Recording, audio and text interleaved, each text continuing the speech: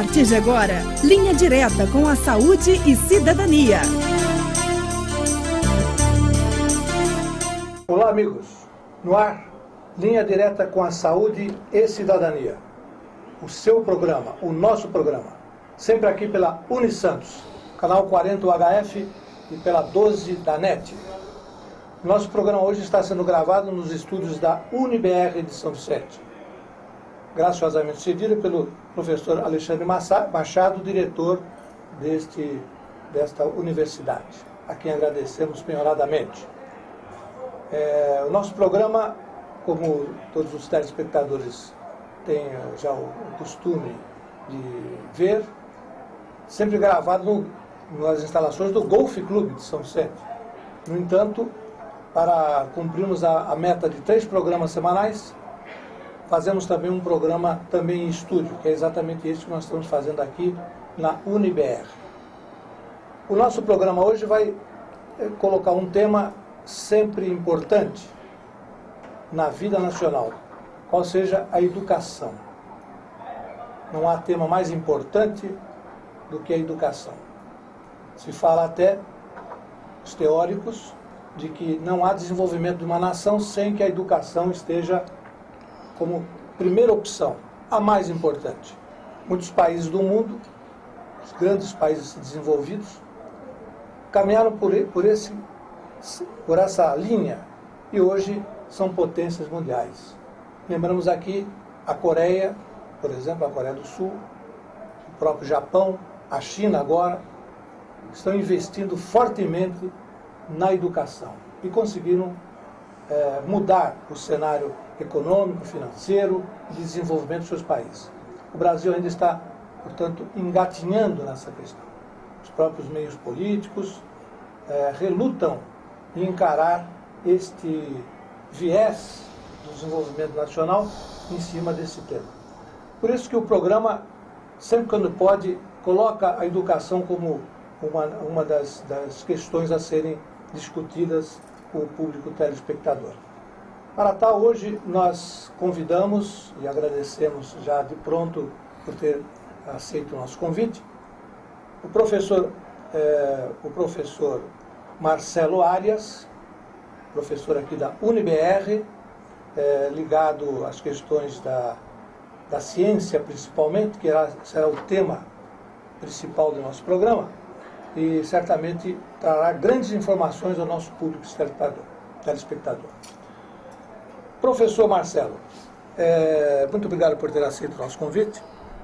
Câmeras e microfones para os seus cumprimentos ao público telespectador. Doutor Hélio, é um prazer enorme. Obrigado pelo convite.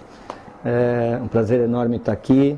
Obrigado pela presença aí dos telespectadores do outro lado da câmera. E tomara que a gente possa ter um momento bastante agradável aqui, discutindo temas de grande relevância. O professor Marcelo, ele é extremamente eclético. Na sua própria formação,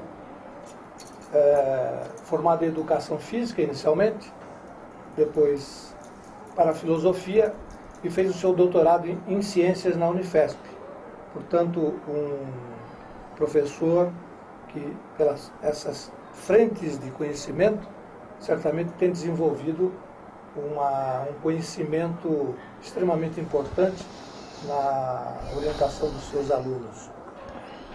Bom, professor Marcelo, evidentemente que, novamente, eu gostaria de reiterar os agradecimentos ao diretor Alexandre Machado por ter nos dado a oportunidade de utilizarmos aqui o próprio da universidade e principalmente liberar o senhor para que seja o nosso entrevistado de hoje. Nós gostaríamos que, inicialmente, de algumas perguntas que envolvam mais o seu lado pessoal, para que o público telespectador conheça um pouco deste professor que está conosco aqui. O senhor sempre teve o gosto pela ciência, sempre achava que o caminho era este?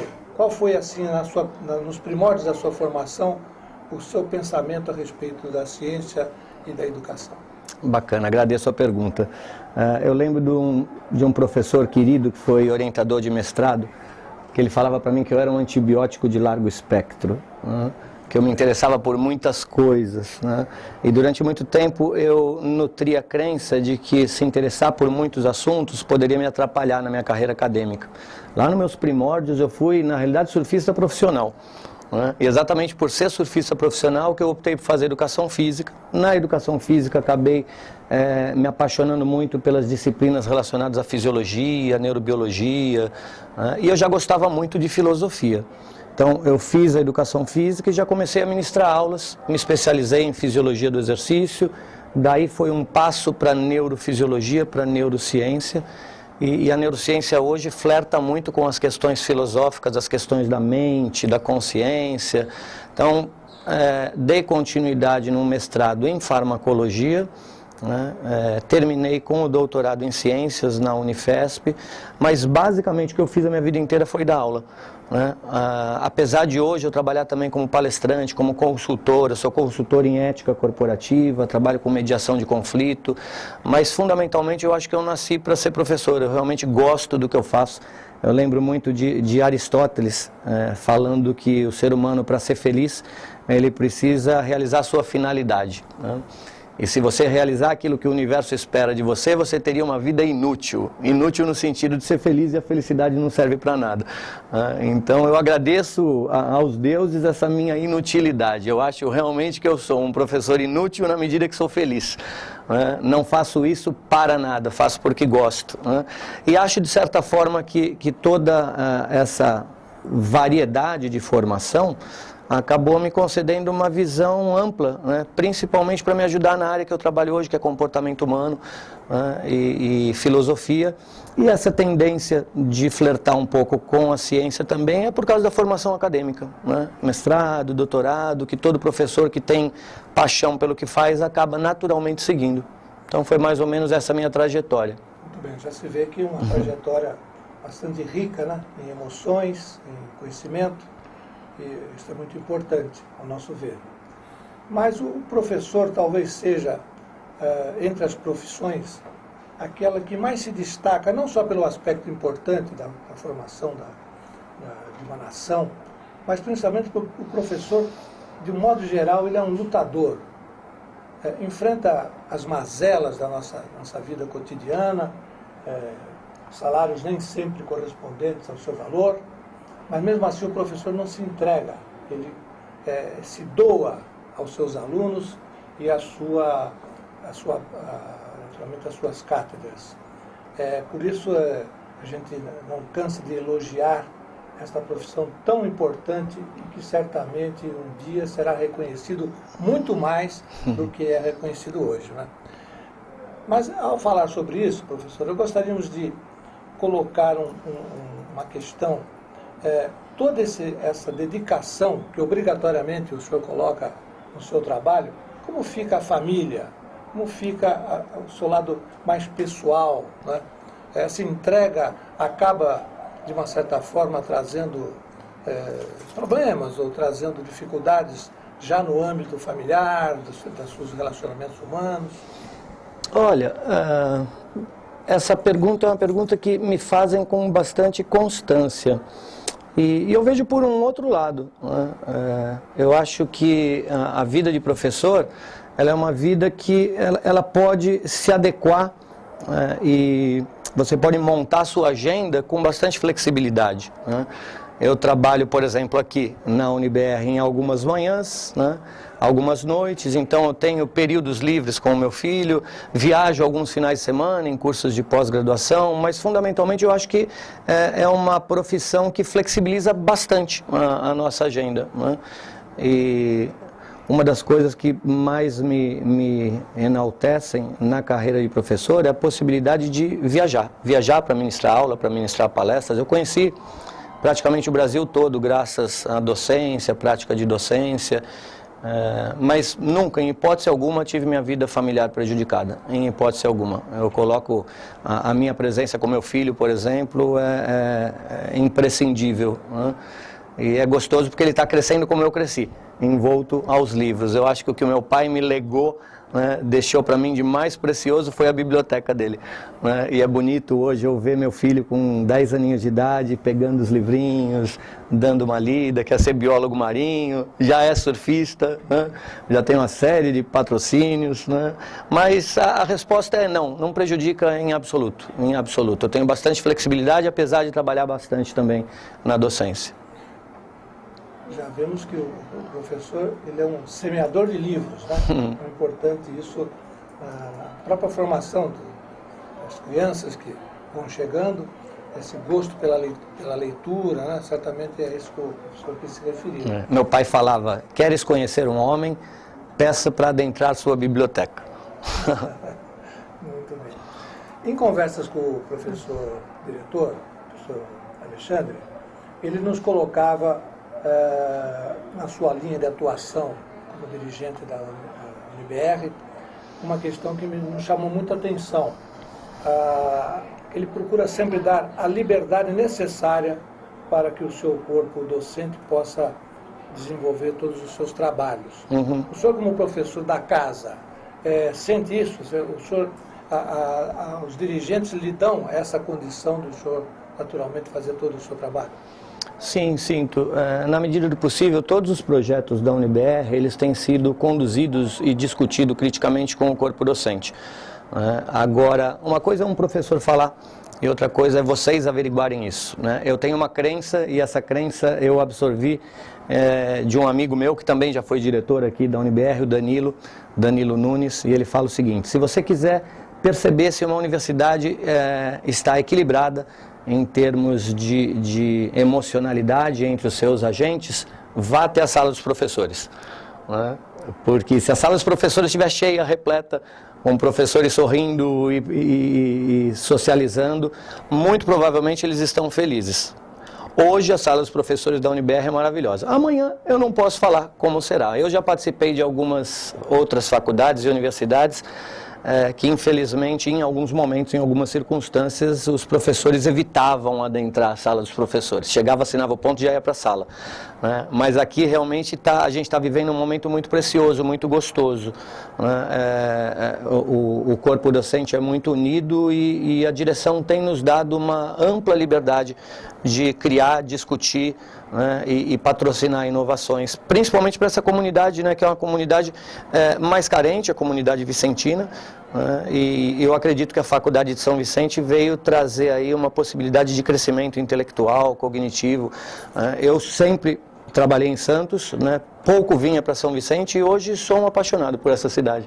Aprendi a gostar bastante da comunidade vicentina, né, do bairro, da região e no momento eu acho que está bem a contento. O nosso programa se sente feliz por isso, nós os vicentinos, por ter um professor que gosta de São Vicente. Nós precisamos mesmo, a cidade precisa de pessoas que venham somar para trazer um determinado dia, no futuro, né? Sempre temos a esperança, um grande desenvolvimento da cidade. Mas, professor, pela sua formação acadêmica, por aquilo que o senhor já pôde expor aqui no início do nosso programa, puxando um viés da sua formação, que é exatamente a metodologia, a filosofia da ciência, isto não lhe dirige obrigatoriamente a exercer uma liderança exatamente sobre o grupo dos seus colegas professores? Isto já não é um fator positivo no sentido de divulgar toda esta metodologia em função, naturalmente, da organização dos trabalhos que a universidade desenvolve? Sim, concordo. Hoje eu estou líder, né? Não sou líder. Eu acho que isso é uma coisa muito bacana, porque os líderes aqui, eles giram bastante, né? Com relação à metodologia e à filosofia da ciência que a gente está implantando aqui, é um grande desafio, porque a faculdade é uma faculdade pequena, pesquisa científica é algo que demanda um investimento financeiro muito grande. As faculdades isoladas, elas não têm obrigatoriedade de produzir pesquisa, né? O MEC não cobra isso das faculdades, Mas a UniBR parte do seguinte princípio, mesmo sendo uma faculdade isolada, se a gente não produzir, ainda que pesquisas rudimentares, se a gente não iniciar os alunos no pensamento crítico da ciência, a gente não vai estar cumprindo com a nossa função social. Sim, hoje eu acho que exerço uma função de líder, mas eu tenho a primazia de ter liderados maravilhosos. E eu acredito também que eu tenho, de certa forma, copiado Zeus na sua liderança, porque Zeus, quando harmonizou o cosmos, ele dividiu o seu poder com todos os seus correligionários, né? Chegou para o irmão dele e falou: Hades, você fica com esse pedacinho do universo, né? Poseidon, você fica com aquele outro pedacinho, e eu tenho colegas que se apropriaram desses pedacinhos, né? E suprem uma grande necessidade minha, porque eu acho que o grande líder é aquele que consegue perceber que, puxa, eu não tenho competência para isso, mas o Hélio tem. Hélio, aquele local, aquele tempo, aquele espaço é teu e você tem liberdade de arbitrar, né? Eu aprendi isso com os líderes aqui da UniBR, primeiro com o Danilo e agora com o Machado, né? Que é um líder que, ao delegar poder, de fato ele delega, né? Não é aquele líder que delega poder e depois centraliza, fala: não, mas não toma nenhuma atitude sem antes passar por aqui. Então, de certa forma, sou um líder sim, mas tenho liderados muito competentes e que me ajudam sobremaneira nas habilidades que eu não tenho. O público telespectador já está notando, e isto enriquece a nossa entrevista, de que a presença de um profissional que tenha esse lado humanístico que a filosofia e a ética desenvolve, certamente dá à entrevista um fluxo muito mais dinâmico e atraente, naturalmente, para todos nós. O senhor falou em um determinado momento sobre pesquisa, né? Este é um ponto que a UniBR está procurando se encaminhar, de uma certa forma. Uhum.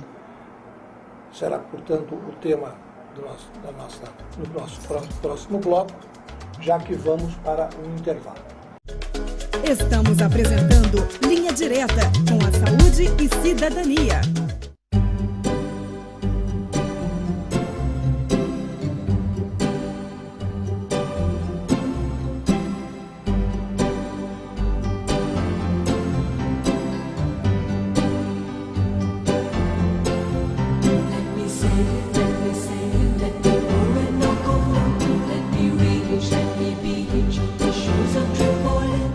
Marcar uma data especial é sempre muito importante. Ari Foto e Vídeo, Avenida Dom Pedro II, número 225, Cidade Náutica, São Vicente. Telefone 3464-1737.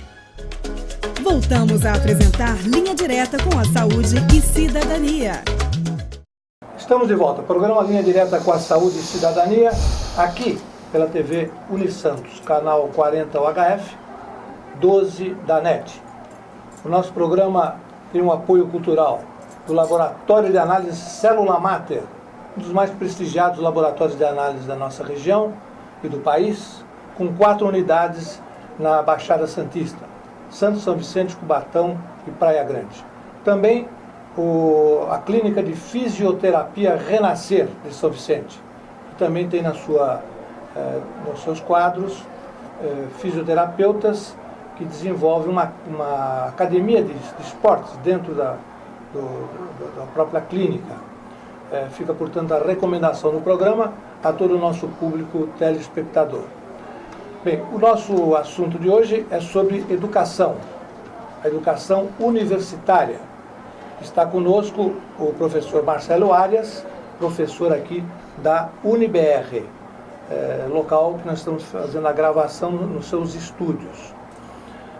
Muito bem, professor Marcelo, nós diríamos que o país necessita de profissionais, de técnicos, para que alavanquem o seu desenvolvimento.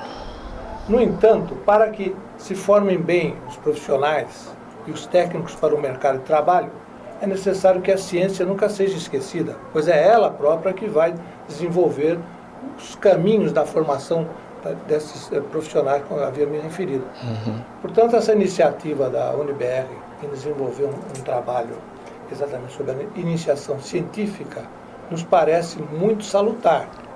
E certamente são esses os objetivos que a universidade está usando para chegar neste momento.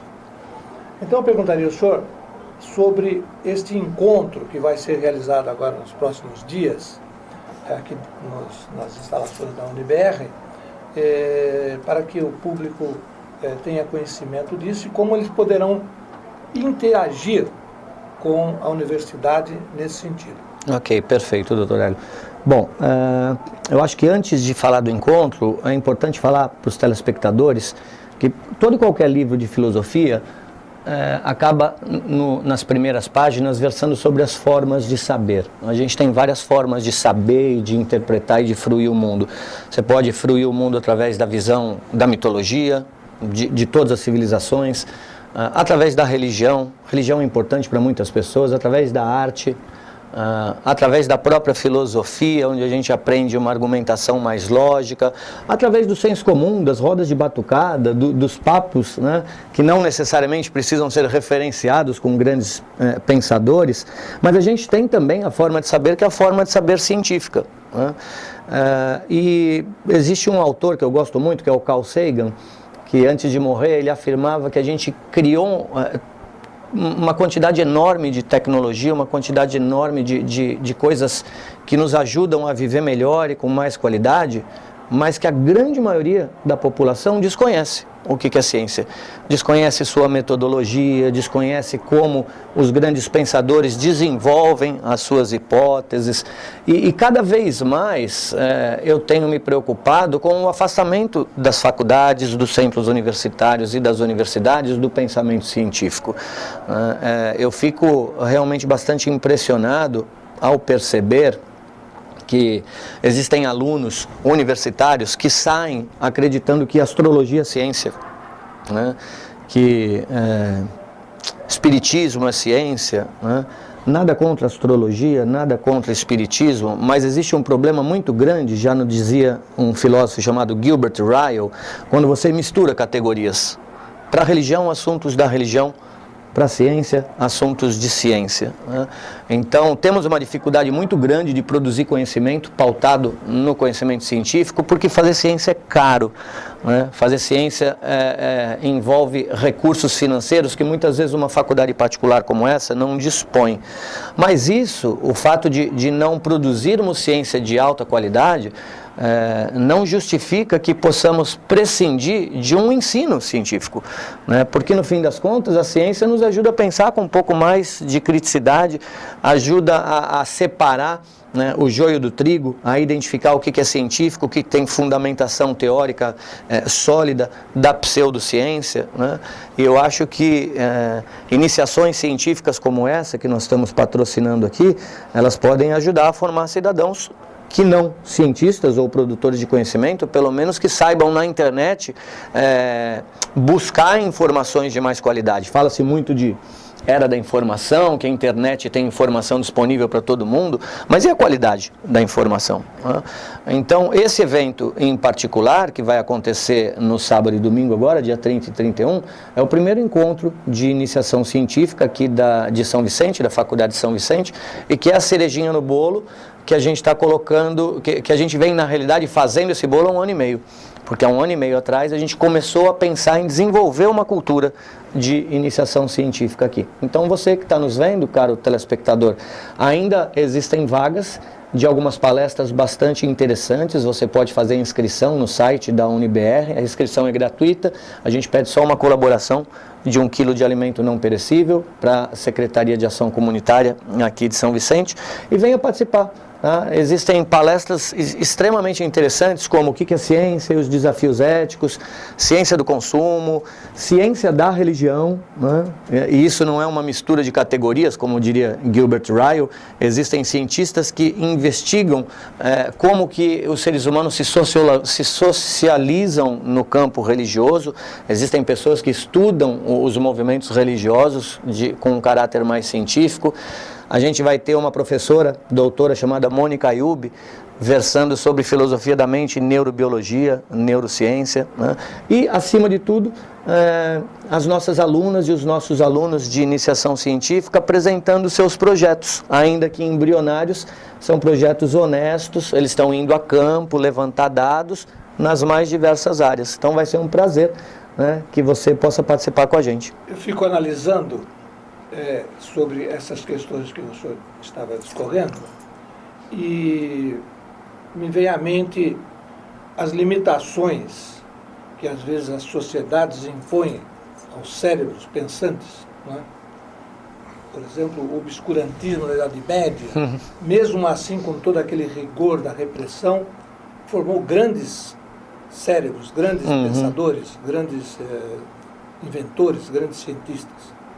E isso, evidentemente, num ambiente, num tempo em que qualquer pensamento que se distorcesse do pensamento religioso, por exemplo, era classificado como heresias, etc. E aí, a partir desse tempo, em que as liberdades foram acontecendo, chegamos hoje nesse domínio da informática, o crescimento de toda essa cibernética à disposição do desenvolvimento humano. Eu creio que, quando se diz que a informática e agora a internet sejam os grandes alavancas do progresso, eu diria mais, e aí eu gostaria depois que o senhor emitisse a sua opinião. Talvez a liberdade seja muito maior, né, na formação do pensamento humano, né, que os cérebros possam se somar para desenvolver os seus grandes trabalhos na evolução da humanidade. O senhor não pensa assim? Eu penso sim. Eu vejo com bons olhos a tecnologia, mas eu também acredito que a gente precisa problematizá-la, né, porque desde a época de Platão vem se buscando essências, né, que sejam boas em si, e eu não acredito que a tecnologia seja boa em si, né? A gente tem hoje um acesso muito facilitado, né, a informações de qualidade, por exemplo, na internet, mas é importante, como eu falei na pergunta anterior, que existam professores que, de certa forma, ajudem os alunos a separar o joio do trigo. O que pesquisar na internet? O que trabalhar nas mídias sociais? Porque se as mídias sociais, de certa forma, são absolutamente maravilhosas para criar toda essa aldeia global e democratizar a informação, vamos problematizar, vamos pensar, por exemplo, no bullying, né? Falava-se muito de bullying 10 anos atrás, mas o aluno sofre bullying dentro de uma sala com 10 alunos. E hoje você sofre bullying mundialmente, né? E eu acho que essas questões elas têm que ser tratadas com bastante relevância. Eu vejo muitos alunos meus com iPads, iPods, né? Mas poucos utilizando o iPad e iPod para ler, por exemplo, René Descartes, né? E depois eu ainda ouço alguns alunos falar, poxa, mas isso é uma velharia, eu vou ler uma coisa de 1600, né? E olha só que bacana, o livro O Método, Discurso do Método, do René Descartes, é uma das bases do pensamento científico até o pensamento da atualidade, né? E o mais interessante é que o ensino da ciência, ele está tão fragilizado no Brasil, mas ele não está fragilizado só em universidades particulares. Eu mesmo tive uma formação preciosa no que diz respeito à carreira acadêmica. Eu fiz o doutorado no departamento de psicobiologia da Unifesp, hoje talvez um dos departamentos mais renomados em termos de produção científica, mas eu não aprendi, por exemplo, a criticar a ciência na minha formação científica. Eu não tive, por exemplo, a disciplina de filosofia da ciência, Ninguém me falou de René Descartes, né? Ninguém me falou de Francis Bacon, ninguém me falou das pessoas que ajudaram a erigir todo esse pensamento científico absolutamente maravilhoso, que tem uma história bonita, né? E uma das disciplinas que eu ministro aqui, que é Metodologia e Filosofia da Ciência, é uma disciplina que quando os alunos ouvem, eles ficam extremamente inquietos, porque a metodologia da pesquisa científica nas grandes universidades, ela acabou se limitando à normatização estética de trabalhos científicos. O científico a gente coloca entre aspas. Então, muitas vezes o professor de metodologia, ele passa um ano falando que a margem direita tem que ser 2 centímetros, a margem esquerda tem que ser 5 centímetros, quando eu, particularmente, entendo que metodologia da ciência é o estudo das formas da produção do conhecimento. E toda a história da humanidade ajudou aí a pavimentar essa forma de saber maravilhosa que alguns desprezam, ainda que bebam nela rotineiramente. Hoje é impossível viver sem ciência, né? Portanto, quanto mais regras você se impor à ciência, pior, né?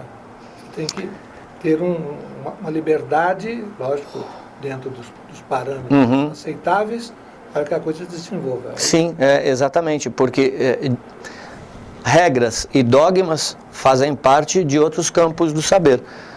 Na religião, você pode prescindir da razão. Até porque colocar a razão dentro da religião é retirar dela o que há de mais maravilhoso, que é a fé, é confiar sem ter a necessidade de provar naquilo que se confia. A ciência ela já não pode prescindir da razão, ela não pode prescindir de a cada momento tentar construir verdades que sejam relativas. Circunstancialmente hoje é essa verdade, amanhã pode ser outra, pode ser outra, pode ser outra, pode ser outra. Por isso que eu acredito que a gente precisa educar os nossos alunos a discutir dentro de determinados campos do saber. Se é de religião que a gente vai falar de religião. É muito difícil contrapor aspectos científicos com dogmas religiosos ou discutir cientificamente uma obra de arte. Uma obra de arte não deve ser discutida cientificamente, são campos bastante distintos. Eu acho que esse é um dos grandes objetivos também dessa cultura de iniciação científica que a gente está tentando erigir aqui na UniBR. Essa delimitação desses maravilhosos campos do saber, nenhum melhor do que o outro, todos diferentes, mas quando a gente mistura, a probabilidade de colhermos resultados não muito auspiciosos é bastante grande.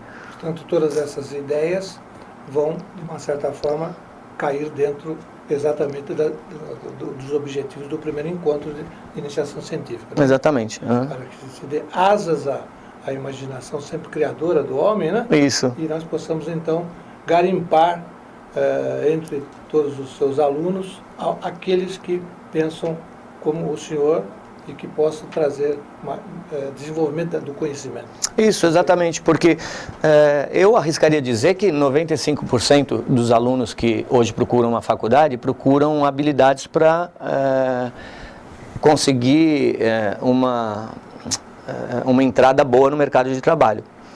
Porém, 5% dos alunos podem ter inclinação de produção de conhecimento, né, de desenvolver ciência e tecnologia, ainda que rudimentar. A gente não precisa também acreditar que para se produzir grandes conhecimentos científicos é necessário grandes aparelhos e muito dinheiro. Einstein, por exemplo, produziu um conhecimento maravilhoso enquanto trabalhava num setor de patentes. Ele e a canetinha dele. Então, grandes vultos da humanidade prescindiram de qualquer tecnologia, de qualquer apoio da FAPESP, CNPq, e eu acho que a gente pode produzir coisas muito bacanas aqui. Talvez essa simplicidade, né, de homens como Einstein, é que talvez até deixassem para ele mais tempo para poder pensar nos grandes momentos. Né? Muito bem. Muito interessante a nossa conversa aqui com o professor. Acho que o público está se deleitando com as coisas que ele está nos trazendo.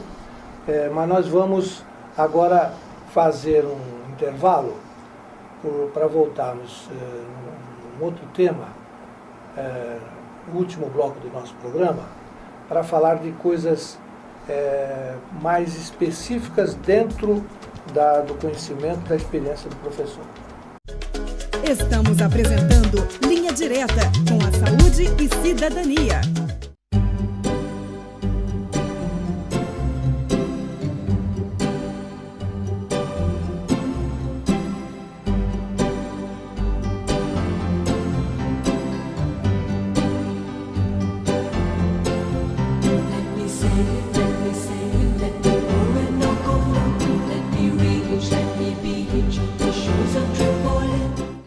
Marcar uma data especial é sempre muito importante. Ari Foto e Vídeo, Avenida Dom Pedro II, número 225, Cidade Náutica, São Vicente. Telefone 3464-1737.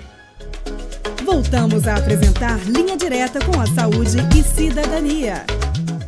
Estamos de volta. Programa Linha Direta com a Saúde e Cidadania, aqui pela TV Unisantos, canal 40 UHF, canal 12 da NET. A Unisantos ligada à TV Brasil, à televisão educativa.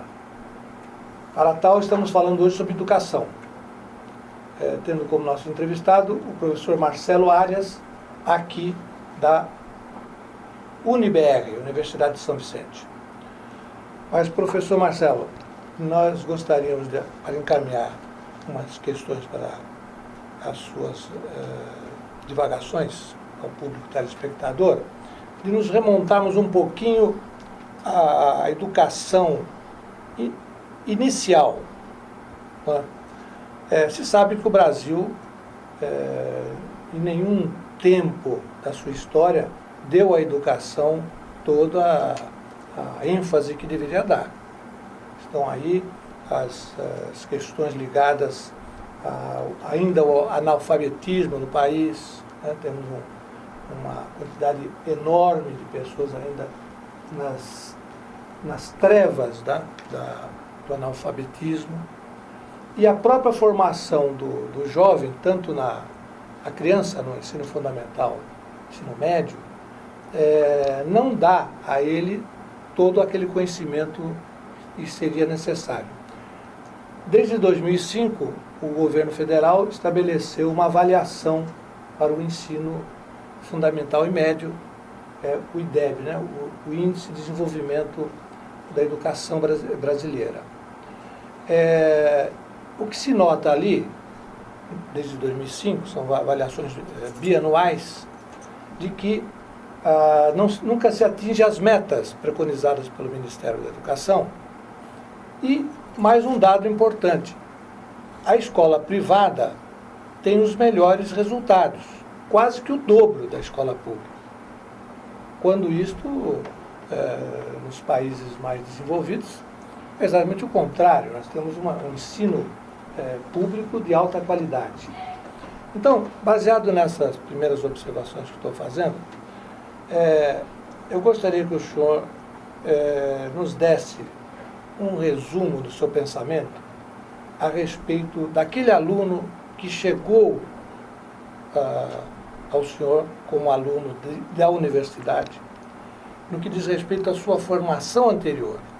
Como é que o senhor vê a massa dos jovens que adentram a universidade e procurando saber, mas o que ele trouxe na sua intelectualidade, no seu conhecimento? Eu acho que isso seria um tema interessante para que o público telespectador soubesse o seu pensamento. É uma ótima pergunta. Eu acho que a gente podia varar a madrugada conversando sobre isso, mas fundamentalmente eu acho que todos nós acabamos sendo vítima disso, né? Esse não é o problema específico da Faculdade de São Vicente, eu acho que esse é o problema de todas as faculdades, todos os centros universitários. A faculdade, que deveria ser um local de aprimoramento, de especialização, ela acaba muitas vezes suprindo enormes lacunas do desenvolvimento intelectual inapropriado dos nossos jovens. Eu peço para vocês pensarem o seguinte, telespectadores: hoje é praticamente consenso de que quase todos os cursos superiores têm lá no primeiro ciclo, segundo ciclo, língua portuguesa, por exemplo. E os alunos, muitos deles, não sabem escrever. Não sabem escrever. Eu não queria ser, de certa forma, irresponsável a ponto de me posicionar politicamente, porque eu não tenho dados extremamente precisos para isso. Mas me parece que nos últimos anos, e não é desse governo, é uma somatória de todos os governos, houve um interesse muito grande de que o Brasil saísse dos estágios menos privilegiados dos rankings do analfabetismo no mundo, por exemplo. E eu vejo muito mais interesse em colocar o Brasil num posicionamento melhor do que propriamente patrocinar um ensino de qualidade, né?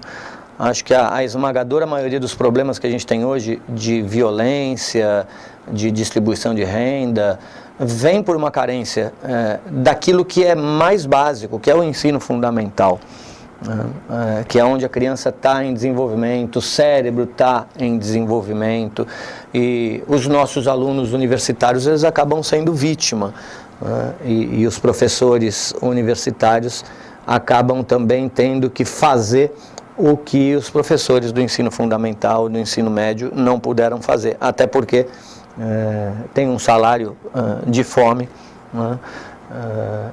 Então eu vejo com muito maus olhos, infelizmente, a educação no Brasil. Eu acho que, não sei a quem interessa todo esse movimento, mas o senhor falou da época da Idade Média e do obscurantismo, né? A gente teve um obscurantismo muito mais recente, que foi a ditadura, né? E em qualquer ditadura, em qualquer país, a primeira coisa que se faz, retira-se das escolas fundamentais, de ensino médio e das universidades, as disciplinas de sociologia e filosofia. Vamos impedir os alunos e, consequentemente, a população do país de pensar. Tira-se filosofia e coloca educação moral e cívica. É assim que você deve agir, né? Quando a filosofia, na realidade, ela problematiza de que forma você quer agir, por que você quer agir desta maneira, né? Então eu vejo também que muitas vezes boas escolas têm um currículo extremamente precioso. Você aprende matrizes determinantes, você aprende citocromos, organelas, mas eu vejo muito pouca problematização das coisas que nos interessam e que são problemáticas para nós enquanto seres viventes.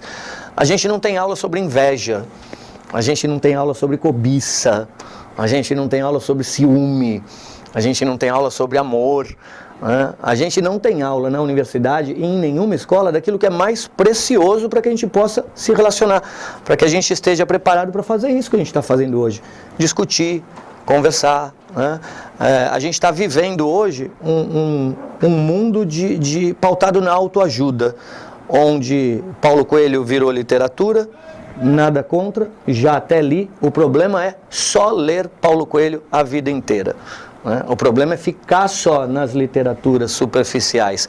O problema é ficar só nas 5 regras para o administrador eficaz. O problema é ficar nos livrinhos de como ser um vendedor pitbull, né? E o que diz o vendedor pitbull, o livro Vendedor Pitbull? A frase, inclusive, está no livro: moral líquida. Se você quer que eu venda A, né, eu falo que tenho A. Se ele quer que eu venda B, eu falo que tenho B. E nesse momento a gente perde a identidade, a gente perde os valores, né? E a gente se desprega da cidadania. Então, não só eu acho que a educação está ruim, como também aquelas que estão boas, muitas vezes desprivilegiam os aspectos mais importantes da educação, que é a discussão aberta, a discussão franca, a problematização de como que a gente quer viver, né? Fundamentalmente tarefa da ética, né? E que eu não vejo, em hipótese alguma, sendo trabalhada a contento. Vejo simplesmente regras de bem viver, né? Padronizadas, cristalizadas, sem nenhum tipo de problematização. O seu pensamento ele flui exatamente sobre essas questões que nos levam a pensar, evidentemente, das grandes civilizações em que os aspectos sociológicos sempre, e éticos e filosóficos sempre foram colocados como também um fator do desenvolvimento daquelas civilizações. Veja aí os gregos, os romanos, etc. Agora eu lhe faço uma pergunta, me perdoe se vai deixar o senhor em má situação. Dentro dessa montagem desse encontro, também está se privilegiando temas para discussão entre os participantes dessas questões mais ligadas à sociologia, à ética, à filosofia? Sim, a gente vai ter inclusive uma mesa redonda, uma mesa redonda conduzida pelo Danilo Nunes, diretor também de projetos em expansão aqui da faculdade, e ele vai dirigir a mesa com 2 grandes pensadores, a doutora Mônica Ayub, que eu já citei aqui, e o doutor Roberto Serafim Simões, doutora Mônica filósofa e doutora em filosofia da mente e neurobiologia, e o Roberto Serafim Simões, doutor em ciências da religião. Então, essa mesa redonda ela visa discutir basicamente os limites da ciência, né? As interseções entre a ciência e a educação, a problematização ética a respeito da ciência, né? Porque também não ter o seu pensamento crítico voltado para uma problematização da ciência pode fazer com que a gente creia que a ciência é o santo graal, né, que está acima de tudo. E a gente sabe que a ciência é composta de seres humanos, a instituição científica é extremamente falível também, existem jogos de poder muito grande, né? Vamos pensar, por exemplo, nas indústrias farmacêuticas, né? Será que existem manipulações em determinados remédios? Vamos pensar, por exemplo, fala-se muito em doenças mentais. O senhor é médico, o senhor sabe bem disso. Hoje a gente tem aí cadastradas mais de 400 doenças mentais. Mas o que é uma síndrome mental? O que é uma doença mental? Onde é que está o teste para se medir uma depressão? Né? Onde é que está o teste físico? Onde é que está o teste químico, bioquímico, né, para medir objetivamente uma determinada doença mental, que vão se proliferando, né? E juntamente com essa proliferação das doenças, se proliferam também os remedinhos tarja preta, né? Falando em educação, por exemplo, a quantidade de crianças que são diagnosticadas como tendo déficit de atenção, né? E tomando Ritalina, né? Isso é questão para a filosofia da educação, porque, por exemplo, o meu filho Noah, ele, desde os 8 anos de idade, tem iPad, iPod, vê National Geographic, Discover, discute comigo coisas que eu fico olhando e falo, meu Deus, se ele tem 10 anos de idade, com 10 anos de idade eu não sabia nem falar. E daí ele vai para a escola, senta, e a tia vai passar a matéria no quadro negro, né? E daí ele levanta, vai para cá, levanta, vai para lá, levanta, vai para cá. É muito mais fácil falar, esse aí deve ter o déficit de atenção com hiperatividade. Será que tem déficit de atenção com hiperatividade mesmo, ou será que a gente precisa de uma grande revolução dentro da sala de aula, né? Será que o professor com um gizinho, né, falando de Pedro Álvares Cabral, hoje dá conta dessa meninada, né? E em hipótese alguma, eu estou aqui criticando os grandes psicofarmacologistas que estão aí nos laboratórios da vida, descobrindo psicofármacos, drogas para tratamento dessas supostas doenças. Meu pai mesmo morreu depois de uma enorme depressão que ceifou a vida dele, né? Mas hoje em dia, por exemplo, tristeza está sendo confundido com depressão, né? E eu, filósofo que sou, acredito que tristeza precisa ser processado, você precisa viver a tristeza, você precisa do teu luto, né? Não, vamos lá, vamos tomar um comprimidinho porque é necessário ser feliz. Parece que hoje a imposição da felicidade está ceifando o aprendizado dos afetos negativos. Os afetos ruins nos ensinam a viver. Existe até um medicamento de largo uso no mercado internacional que é rotulado como a pílula da felicidade. A pílula da felicidade, né? A pílula da felicidade. Então, eu acho que tudo isso precisa ser problematizado, sim, né? E essa mesa redonda, eu acho que está a serviço dessas questões também. Certamente o senhor será o mediador. Não serei o mediador, eu vou estar conduzindo uma outra atividade com as minhas alunas de iniciação científica na sala ao lado, paralela. Muito bom. Mas então, dentro dessa análise muito mais objetiva que o senhor acaba de colocar, como fica a avaliação do professor? Porque é comum que os alunos sejam avaliados nas provas, os exames estão aí, é uma coisa já quase que ritualística. E o professor, na universidade, ele sofre essa avaliação tão criteriosa quanto as provas e exames dos alunos? Essa é uma pergunta muito bacana, né? Muito interessante. Até pela palavra que o senhor utilizou, né? o professor sofre essa avaliação. Essa palavra sofre pode ser levada para uma conotação mais negativa. Nós, aqui no Brasil, não temos a cultura de avaliação. Qualquer avaliação já te melindra. Tem um filósofo que eu também adoro muito, que é o Pondé, que ele fala que vivemos a era do ressentimento. Não se pode falar nada que todo mundo se ressente. Eu acho que a avaliação ela é extremamente importante. Eu acho que a avaliação ela é necessária. Aqui nessa faculdade, mas na esmagadora maioria das faculdades, existe um sistema de avaliação mútuo. Eu avalio os meus superiores me avaliam, a gente avalia os alunos nos avaliam. Porém, o sistema de avaliação ainda é embrionário. A gente precisa melhorar muito isso. A gente tem até aqui um professor, um colega meu, o professor Marcelo Leandro, que ele é o responsável pela CPA, por toda essa comissão de avaliação institucional. E ele desenvolveu uma tese de mestrado criticando as avaliações, porque as avaliações, para serem bem feitas, elas precisam ser longitudinais e não pontuais, como geralmente são feitas. Porque imagine o senhor, hoje é dia de avaliação institucional, e a gente vai passar algumas fichinhas para os alunos avaliarem o que eles estão gostando, o que tem que melhorar, como é que eles avaliam a performance de um determinado professor, mas eles acabaram de fazer uma prova e foram mal nessa prova. Quanto que a resposta na avaliação vai de fato aferir com fidedignidade o que eles acham? Será que existe aquele momento de revanchismo, tipo, agora eu vou ferrar o professor, agora é minha vez? Então, para a gente afastar cada vez mais esses vieses, nós vamos cada vez mais ter que investir, ter que patrocinar um sistema de avaliação que seja longitudinal. Isso dá muito trabalho. E os alunos precisam também acreditar que a avaliação está a serviço da instituição como um todo. Tipo, olha, tá bacana, mas pode melhorar nisso. Ela não é necessariamente algo ruim.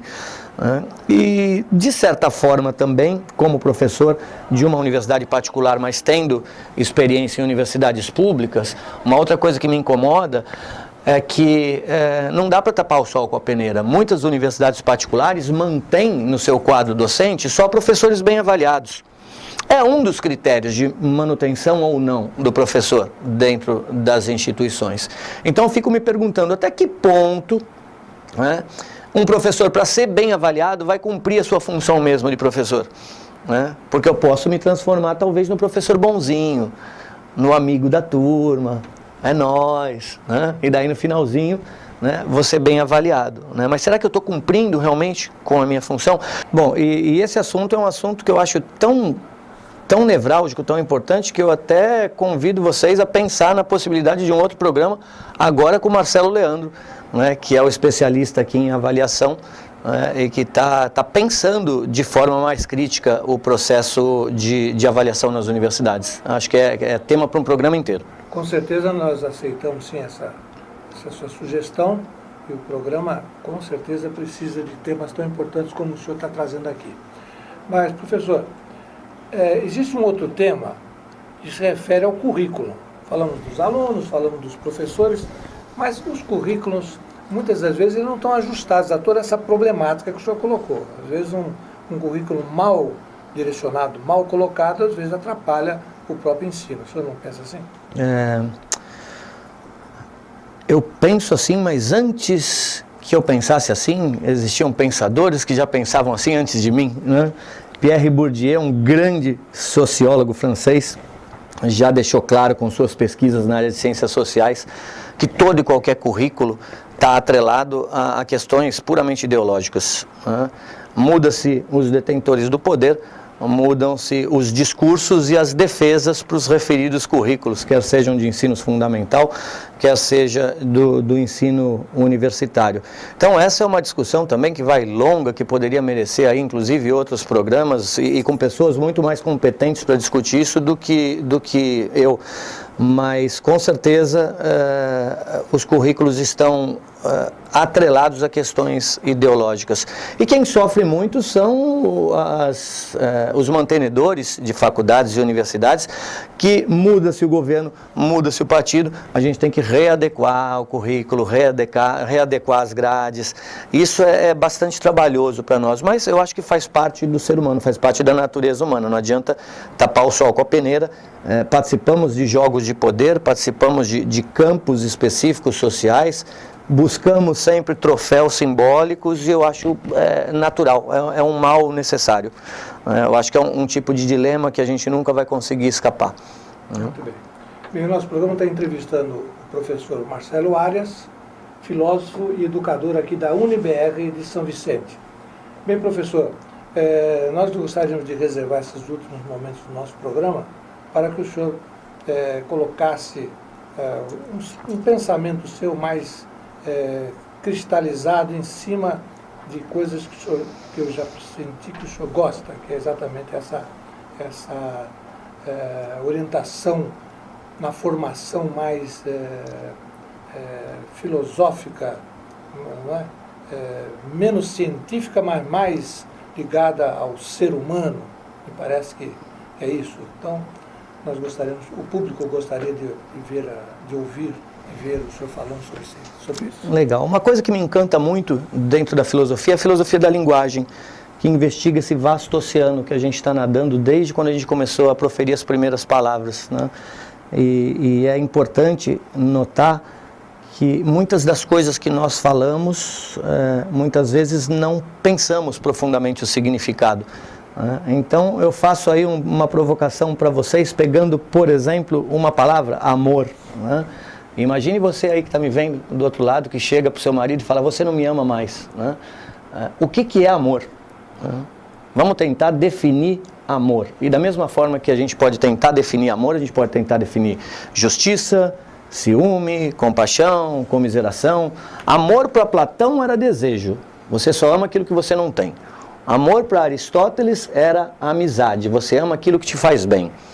Amor para Pascal não existia. Né? Ele não acreditava que a gente pudesse amar ninguém, né? Porque você ama na realidade competência que as pessoas têm e que te alegram, né?